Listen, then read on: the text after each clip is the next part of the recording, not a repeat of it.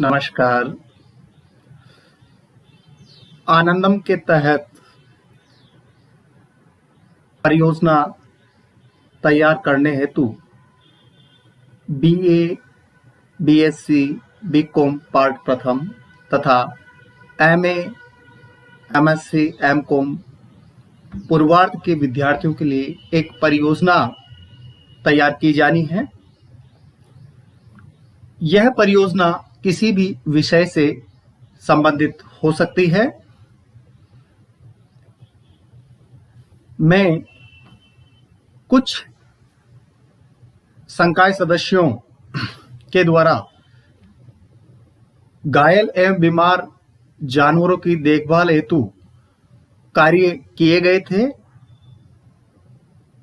इसके बारे में मैं कुछ आपको जानकारी दूंगा कि संकाय सदस्य जिसमें वी.के. गुप्ता साहब, जिनके सामने एक गाय का बछड़ा था और उसके जो है पूरा शरीर पर चीरे का निशान था। तत्काल गुप्ता साहब ने फोन किया पशु चिकित्सा कर्मी के और उसको बुलवाया। उसके पश्चात उन्होंने कहा कि जो भी ये खर्चा आएगा मैं दूंगा, और फिर उन्होंने उसका इलाज किया। यद्यपि ये इलाज निःशुल्क भी होता है, लेकिन कुछ लोगों की संवेदनशीलता के कारण यह संभव हो पाता है। वह बछड़ा फिर पूर्ण रूप से स्वस्थ हो गया इलाज पाने के बाद। इसी तरह महाविद्यालय में खुजली वाला कुत्ता जो कि दर्द से तड़प रहा था, संकाय सदस्य डॉक्टर स्वप्ना जैन ने 2000 रुपए का नोट निकालते हुए किसी व्यक्ति को कहा कि भाई कि इसको ठीक करना है। फिर वह व्यक्ति चिकित्सा कर्मी को लेके आया और उसके इंजेक्शन लगाया। उसके बाद में वो भी ठीक हो गया। इसी के साथ बहुत से ऐसे व्यक्ति देखने को मिलते हैं जो पशु पक्षियों के प्रति प्रेमी हैं, जो जीवों को पालते हैं, लेकिन दुखद इस बात का है कि जब वह उपयोगी होते हैं तब तक तो वो अपने पास रखते हैं, लेकिन अनुपयोगी होने पर उन्हें बाहर कर देते हैं। ऐसी स्थिति में हमारे यह परियोजना का उद्देश्य बनता है कि घायल एवं बीमार जो गाय है या अन्य कोई जानवर है, उसके लिए क्या योजनाएं बन सकती है। आज मैं ऐसी ही योजना को आपके सामने प्रस्तुत करने वाला हूं। प्रस्तुतकर्ता श्री मूलचंद, सहायक आचार्य समाजशास्त्र। यह मेरा परिचय है। सबसे पहले हमें प्रोजेक्ट तैयार करना है, तो उस प्रोजेक्ट का परिचय लिखना होगा। आप किस विषय से संबंधित जो है आपको प्रोजेक्ट मिला, जैसा कि मैंने अभी घायल जानवर के बारे में, गाय के बारे में बताया था, ये प्रोजेक्ट का विषय है। मूक पशु पक्षियों की सुरक्षा, संरक्षण एवं संवर्धन करना मानव मात्र की जिम्मेदारी है। इसके लिए आम लोगों में जागरूकता बढ़ाने में पशु चिकित्सा विभाग के कर्मचारी अधिकारी की महती भूमिका होती है। दैनंदिन जीवन में छोटी छोटी किंतु महत्वपूर्ण सावधानियां बरतकर पशु पक्षियों को अकाल मौत से बचाया जा सकता है। अक्सर देखा जाता है कि जब तक पशु उपयोगी होता है तब तक हम पशुओं की देखभाल करते हैं। जैसे ही पशु बीमार होता है तो वह उपयोगी नहीं रहता है, तो हम पशुओं से अपना ध्यान हटा लेते हैं। अतः चिन्हित क्षेत्र में घायल एवं बीमार गायों, जानवरों जो कि दर्द से तड़पते हैं या पानी व भोजन के अभाव के कारण भूखे हैं, ऐसे जानवरों को उचित माध्यम से, चाहे एनजीओ के माध्यम से या सरकारी पशु चिकित्सालय या स्वयं के माध्यम से इलाज करवाना है। दूसरी बात, यदि हम कहें परियोजना का उद्देश्य, हमने जो प्रोजेक्ट तैयार किया है उसका उद्देश्य क्या होगा, तो विद्यार्थियों को यह ध्यान रखना है कि सबसे पहले घायल एवं बीमार गायों अथवा जानवरों का पता लगाना कि ऐसे कौन कौन सी गायें हैं या जानवर है जो घायल है या बीमार है। दूसरी बात, जानवरों की कौन कौन सी प्रजातियां जो घायल एवं बीमार है उसका पता लगाकर उसका वर्गीकरण करना, जैसे कुत्ता, बिल्ली, घोड़ा, गधा, ये सारी जो है प्रजातियां हैं, इनके उनकी लिस्टिंग करना है, उनका वर्गीकरण करना है। तीसरा, घायल और बीमार जानवरों के लिए एनजीओ के सदस्य या पशु चिकित्सा कर्मी से संपर्क साधकर पशुओं का इलाज करवाना, ये परियोजना का उद्देश्य रहेगा। इसके ऊपर विद्यार्थी को लिखना है।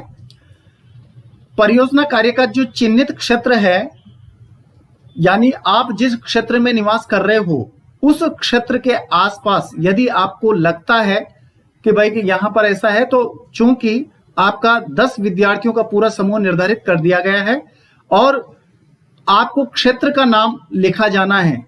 आपने किस क्षेत्र का जो है अध्ययन किया है या चिन्हित किया है कि इस क्षेत्र में ये मिले हैं। यह क्षेत्र जिला, कस्बा, गांव, ढाणी, मजरा भी हो सकता है। घायल एवं बीमार जानवरों की वास्तविक स्थिति व संख्या, चौथा बिंदु है ये। आप अपने चिन्हित क्षेत्र में घायल एवं बीमार जानवरों की वास्तविक स्थिति एवं संख्या को अंकित करना है तथा उसकी प्रजाति जैसे गाय, कुत्ता, बैल, भेड़, बकरी, भैंस, घोड़ा, ऊंट आदि का नाम लिखा जाना है तथा उसकी संख्या भी लिखनी है। पांचवा, परियोजना में अपनाई जाने वाली प्रक्रिया, अर्थात इस प्रोजेक्ट में आप अध्ययन की पद्धति जो है वो कौन सी काम में लोगे। सबसे पहले सर्वेक्षण एवं अवलोकन करना है। सर्वेक्षण एवं अवलोकन करते समय आपको अनुसूची एवं प्रश्नावली भी तैयार करनी है, क्योंकि कई व्यक्ति पशुओं को पालते हैं, तो आप उनसे प्रश्न पूछ सकते हैं और भर सकते हैं या अध्ययनकर्ता द्वारा जो भरा जाएगा या प्रश्नों की सूची तैयार करके उत्तरदाता के द्वारा भी भरी जा सकती है। विद्यार्थी अपने सदस्यों समूह सहित पशुओं पर उत्पीड़न का पता लगाएंगे। अपने आसपास के परिवारों से पूछकर कि कौन कौन से ऐसे परिवार है जो पशु पालते हैं या फिर आवारा पशु है जो बीमार अथवा घायल है। यदि किसी परिवार के द्वारा पशु पाले जा रहे हैं और उन्हें योजनाओं की जानकारी नहीं है, तो विद्यार्थी उन्हें योजनाओं एवं एनजीओ के बारे में बताएंगे। विद्यार्थी प्रश्न सारणी भी तैयार करेंगे जिससे तुलनात्मक अध्ययन संभव हो सके। ये प्रश्न आसपास के व्यक्तियों जिस क्षेत्र का आप अध्ययन कर रहे हैं हो सकेंगे। देखिए यहाँ पर अनुसूची को व्यक्ति स्वयं भरेगा, लेकिन व्यक्ति के पास समय नहीं है तो वो दूसरे व्यक्तियों को छपे हुए जो प्रश्न हैं उसमें खाली स्थान छोड़ते हुए उत्तरदाता को दे देंगे ताकि वो समय पर उत्तर भर करके फिर वो कलेक्ट कर लेगा। छठा बिंदु है सरकारी एवं तथा एनजीओ द्वारा प्राप्त सहयोग। एनजीओ एवं सामाजिक संस्थाएं पशु कल्याण एवं जीव रक्षा के क्षेत्र में सरकारी स्तर पर केंद्र सरकार ने एनिमल वेलफेयर बोर्ड की स्थापना की है, जो इस क्षेत्र में कार्य कर रही संस्थाओं और एनजीओ को मान्यता एवं आर्थिक सहायता उपलब्ध कराता है। यह बोर्ड संस्थाओं और एनजीओ पशु शरण गृह की स्थापना, पशुओं के इलाज के लिए एम्बुलेंस, वार्षिक आधार पर सहायता देता है। इसके अतिरिक्त जीव दया सेवा समिति, पीपुल्स फॉर एनिमल्स संस्थाएं कार्य कर रही है। वैसे इस दिशा में लोगों का चिंतन बढ़ा है। आज हमारे बीच से अनेक लोग पशुओं के प्रति सद्भावना पूर्वक सोच रखते हैं, वो इनके कल्याण की बात करते हैं। इस संबंध में आपको यह ध्यान रखना है कि यदि आपको कोई घायल जानवर नजर आता है तो दर्द से तड़प रहा है, तो एम्बुलेंस वैन की सहायता से उस पशु पक्षी को पशु चिकित्सालय पहुंचाया जा सकता है, या एनजीओ या जीव दया सेवा समिति जैसे पीपुल्स फॉर एनिमल्स संस्था की मदद भी ली जा सकती है। और सातवीं बात जो सबसे अधिक महत्वपूर्ण है, जो भी जीवों के प्रति क्रूरतापूर्वक पेश आएगा उनके खिलाफ कुछ अधिनियम भारत सरकार ने बनाए हैं, जिसको नाम दिया पशुओं के प्रति क्रूरता का निवारण अधिनियम 1960। विद्यार्थी को पशुओं के प्रति क्रूरता का निवारण अधिनियम 1960 को ध्यान में रखकर इसका भी उपयोग किया जाना है। इसके तहत यदि कोई व्यक्ति किसी पशु को पीटेगा, ठोकर मारेगा, उस पर अत्यधिक सवारी करेगा, उस पर अत्यधिक बोझ लादेगा जिससे उसे अनावश्यक पीड़ा होती है, तो ऐसे व्यक्ति पर जुर्माना होगा जो 10 रुपए से कम नहीं होगा किंतु जो 50 रुपए तक हो सकेगा। और द्वितीय या अपराध की पश्चातवर्ती अपराध की दशा में जो पिछले अपराध के किए जाने के 3 वर्ष की अवधि के भीतर किया जाता है, जुर्माने से जो 25 रुपए से कम नहीं होगा किंतु जो 100 रुपए तक हो सकेगा, या कारावास से जिसकी अवधि 3 मास तक की हो सकेगी अथवा दोनों से दंडित किया जा सकेगा। विद्यार्थी को यह ध्यान रखना है कि यदि वो देख रहा है कि कोई पशु पालक पशुओं के प्रति क्रूरता पूर्वक पेश आ रहा है तो वो इस अधिनियम का उपयोग कर सकता है, या कोई आवारा पशु पर भी अत्याचार कर रहा है तो भी यह अधिनियम काम आ सकेगा। आज तक बस इतना ही। बहुत बहुत धन्यवाद।